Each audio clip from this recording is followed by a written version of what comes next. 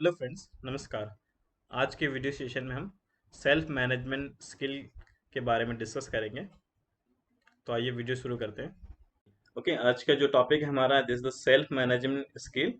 Okay, तो self management skill के अंदर हमको क्या क्या डिस्कस करना है। तो सेल्फ मैनेजमेंट होगा, ठीक है, और उसके साथ में सेल्फ मैनेजमेंट स्किल है। देन उसके बाद इंपॉर्टेंस ऑफ सेल्फ मैनेजमेंट है। फिर सेल्फ कॉन्फिडेंस है, factor of influencing and the building of self confidence, ठीक है। और साथ में क्या करना है, स्वॉट एनालिसिस के बारे में डिस्कस करेंगे। ओके, और भी देख लेते हैं कौन कौन से पॉइंट है इसमें सेल्फ मैनेजमेंट में, ठीक है। इसमें जो है क्या क्या हम इसके इस चैप्टर में क्या क्या अंडरस्टैंड करेंगे। Understand the concept of self management and discuss the self-management skill, then demonstrate and discuss the elaborate and the importance of the self-management, determine the factor of influence of the building of self-management and explain the SWOT analysis, ठीक है। इसके बारे में हमको discuss करना है, ठीक है। तो वो क्या आएगा, मैं इसके बारे में अभी ज़्यादा डिस्कस नहीं कर रहा हूँ, मैं जैसे जैसे पॉइंट आते जाएंगे हम उसको डिस्कस करते जाएंगे। Okay, now come to first जो है, सबसे पहले हमारा जो सेल्फ मैनेजमेंट स्किल है। ओके, ये क्या उसका इंट्रोडक्शन देखते हैं कि उसका जो इंट्रोडक्शन है क्या होता है सेल्फ मैनेजमेंट।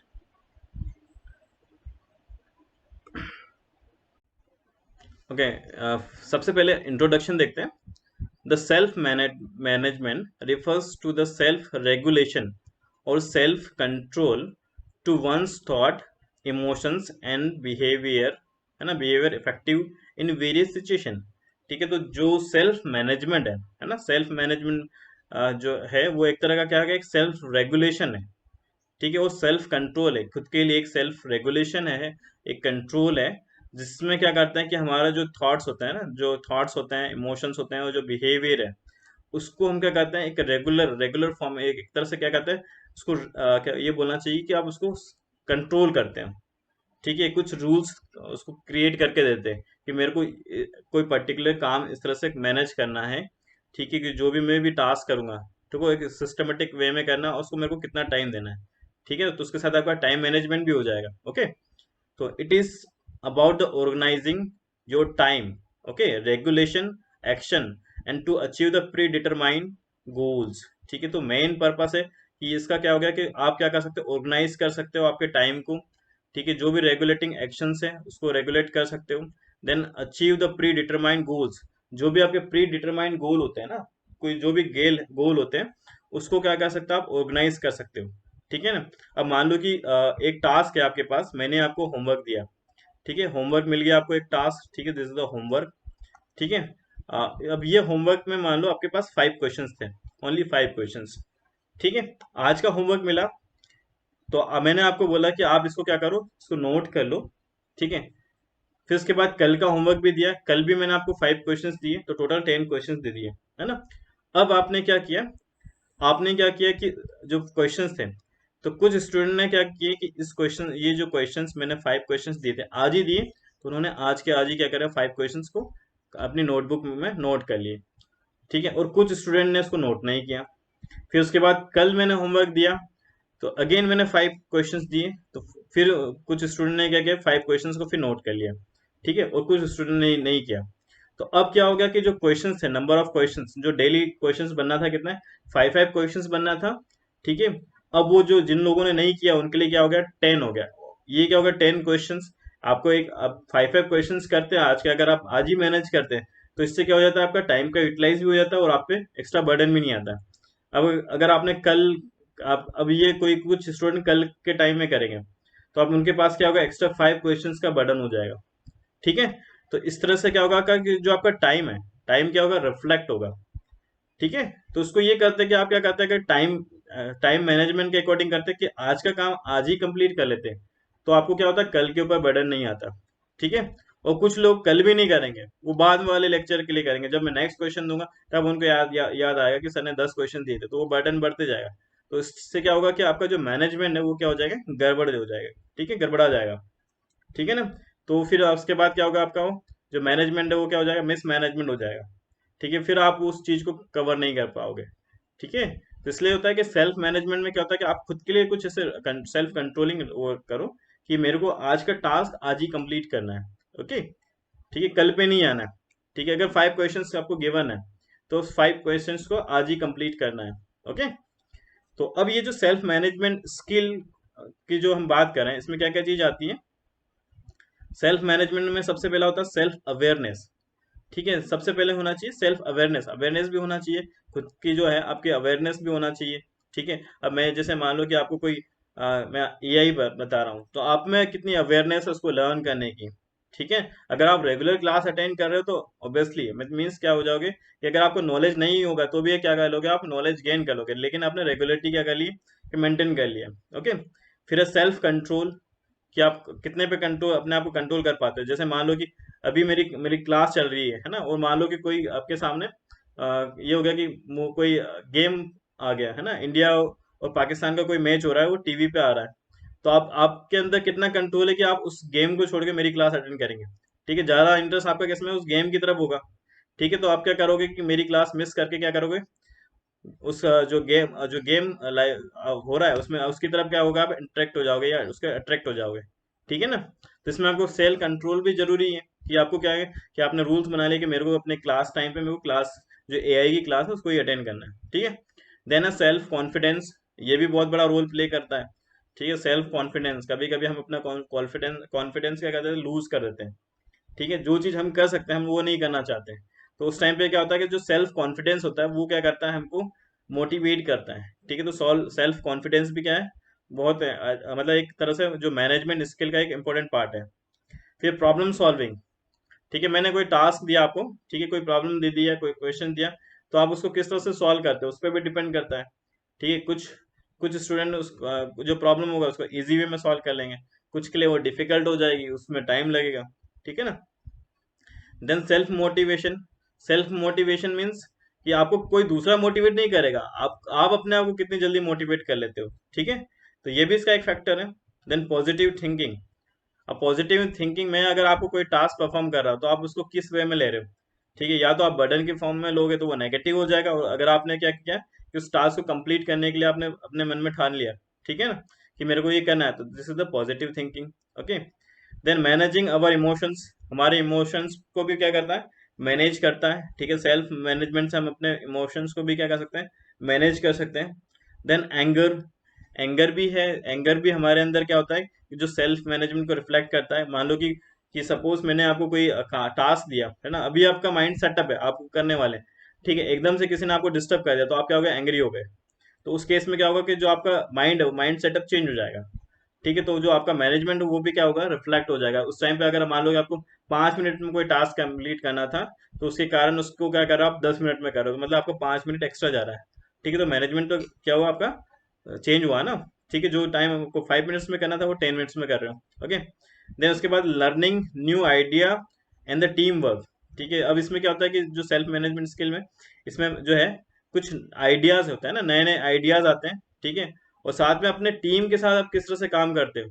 ठीक है, वो भी क्या होता है सेल्फ मैनेजमेंट के साथ इंक्लूड होता है। ठीक है, सेल्फ मैनेजमेंट की स्किल के अंदर इसको हम इसका फैक्ट इसको बोल सकते हैं कि मेन टूल है।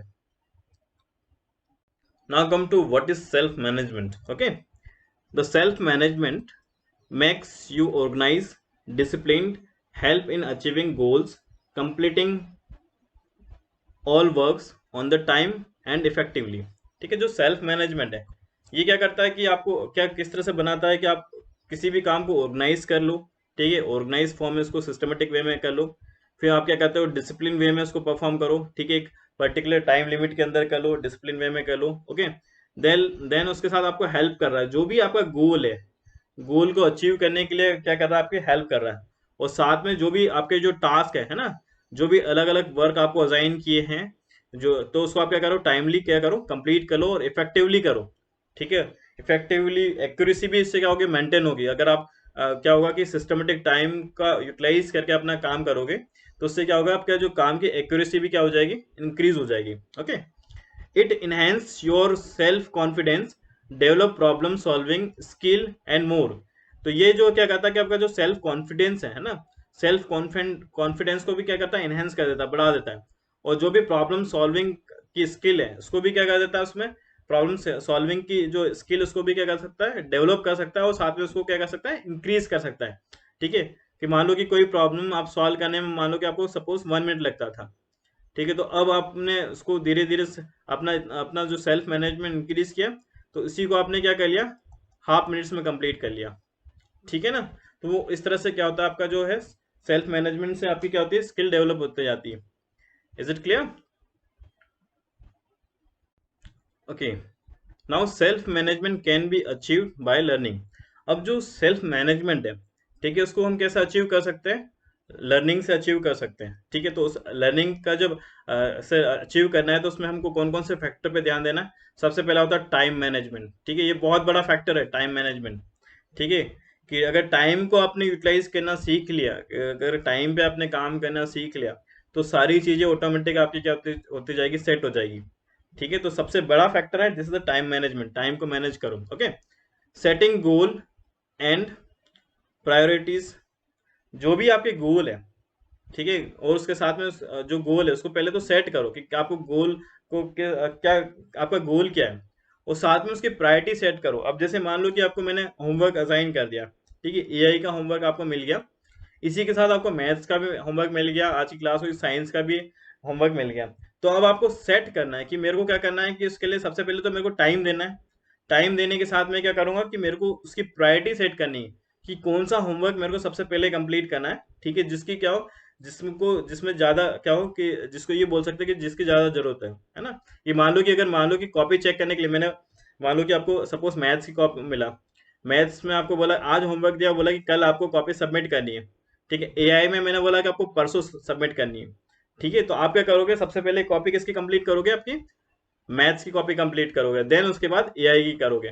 ठीक है, क्योंकि आपके पास एक टाइम ड्यूरेशन भी है ना, मैथ्स के लिए आपके पास टाइम कम है, लेकिन एआई के लिए टाइम आपके पास ज्यादा है। तो जैसे ही मैथ्स का काम आपका कंप्लीट हो जाएगा, देन आप क्या कर पाओगे, उसके बाद आसानी से एआई का काम कंप्लीट कर पाओगे। ओके, तो ये होता है setting goals and the priorities. Accepting people from the different culture. ठीक है, तो अब क्या होता है कि जो अलग अलग जो कल्चर के जो लोग होते हैं ना, ठीक है, उसको भी हमको एक्सेप्ट करना पड़ता है। ठीक है ना, अलग अलग कल्चर भी हो सकता है, बाय नेचर भी हो सकता है। ठीक है, उसको भी आपको क्या करना पड़ेगा, एक्सेप्ट करना पड़ेगा। ठीक है, then managing your emotions, mood, anger, team working ability. जो आपके उसमें जो है, आपके इमोशंस है, मूड है, एंगर है, और टीम वर्किंग एबिलिटी है, उसको क्या करना पड़ेगा, मैनेज करना होगा। ठीक है, तो इसके थ्रू हम क्या कर सकते हैं, हमारे जो सेल्फ मैनेजमेंट है, सेल्फ मैनेजमेंट में अगर इनका हम लर्निंग करते हैं, तो उसको क्या कर सकते हैं, हम उसको अचीव कर सकते हैं, सेल्फ मैनेजमेंट को आपका क्या कर सकते हैं, इंक्रीज कर सकते हैं। ओके, फिर आता है सेल्फ मैनेजमेंट स्किल के अंदर, self management skill, the key skill of self management are initiative. ठीक है, अब इनिशिएटिव भी होता है जिसको सेल्फ मैनेजमेंट के अंदर बोलते हैं। तो ये क्या होता है, the ability to work without getting instruction to what to do.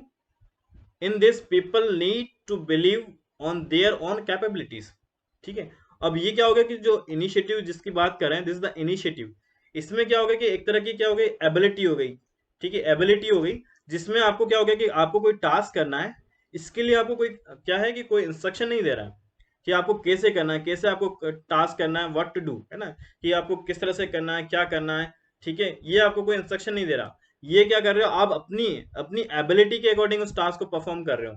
ठीक है, तो उसको हम बोलेंगे इनिशिएटिव। ठीक है ना, तो ये क्या होता है कि इसमें क्या होता है कि जो आपकी कैपेबिलिटी होती है ना, अब मान लो कि किसी को मैंने कोई वर्क असाइन किया, मैंने उसको कोई भी गाइडेंस नहीं दिया, मैंने वर्क असाइन कर दिया, तो वो उसकी कैपेबिलिटी के अकॉर्डिंग क्या करेगा, उस वर्क को परफॉर्म करेगा। तो इसी को हम बोलेंगे इनिशिएटिव। ठीक है ना, तो ये इनिशिएटिव भी क्या होता है, इसका की फैक्टर है किसका, सेल्फ मैनेजमेंट का। ठीक है, अब इसको देखें कि ग्रो योर इनिशिएटिव स्किल को किस तरह से हम ग्रो कर सकते हैं। Look for various ways to simplify task. ठीक है, इसमें क्या कर सकते हैं कि अगर जैसे आपको इनिशिएटिव को इंक्रीज करना है, तो हम क्या करेंगे कि जो टास्क मिला है, ठीक है, उसको क्या करें, हम सिंप्लीफाई कर लें, अलग अलग तरीके से हम उसको देखें कि हम किस किस तरीके से उसको सिंप्लीफाई कर सकते हैं। ठीक है ना, या फिर हम क्या करें कि मान लो कोई टास्क मिला है, उसको हम डिवाइड कर लें। ठीक है, डिवाइड कर लिया, डिवाइड करके हम क्या करें, उसको सिंप्लीफाई कर लें, कि हम किस उसको क्या करें, स्टेप बाय स्टेप क्या करते जाए, किसको परफॉर्म करते जाए, है ना, टास्क को परफॉर्म करें। Keep yourself organize and stay on the top activities. ठीक है, अब ये क्या क्या कि जो अपने जो वर्क आपको असाइन हुआ या जो एक्टिविटी असाइन हुई, उसको क्या कर दिया आपने, ऑर्गेनाइज कर लिया, और साथ में आपने क्या कर दिया, प्रायोरिटी सेट कर ली कि मेरे को क्या करना है, फर्स्ट नंबर पे इसको करना है, सेकंड पे इसको करना है, थर्ड पे इस पे करना है, फोर्थ पे इस पे करना है, फिफ्थ के, इस तरह से क्या करना है अपने एक्टिविटी को जो प्रायोरिटी है इसको भी क्या कर दिया आपने, सेट कर दिया। ठीक है, then keep your plans and ambition clear. जो भी आपका प्लान है और एम्बिशन है उसको क्या करें, आप क्लियर कर लें, बिल्कुल क्लियर रखें उसको। आपको आपको पता होना चाहिए कि आपका प्लान क्या है और उसका एम्बिशन क्या है। ठीक है ना, ये आपको क्लियर होना चाहिए। ठीक है, तो इस तरह से आप क्या कर सकते हैं, हमारे जो इनिशिएटिव स्किल है उसको हम क्या कर सकते हैं, ग्रो कर सकते हैं। तो सेकंड फैक्टर आता है इसमें organization. It involves planning time energy and resource in the work and life. Okay, इसमें क्या हो रहा है कि जो है इसमें क्या क्या प्लानिंग टाइम एनर्जी और रिसोर्स को जो है, रिसोर्स क्या होता है आपके वर्क के साथ क्या होता है के साथ इन्वॉल्व हो जाता है। ठीक है, जो आपके लाइफ में क्या होता है, जैसे आप वर्क और लाइफ में क्या होता है, इन्वॉल्व होता है।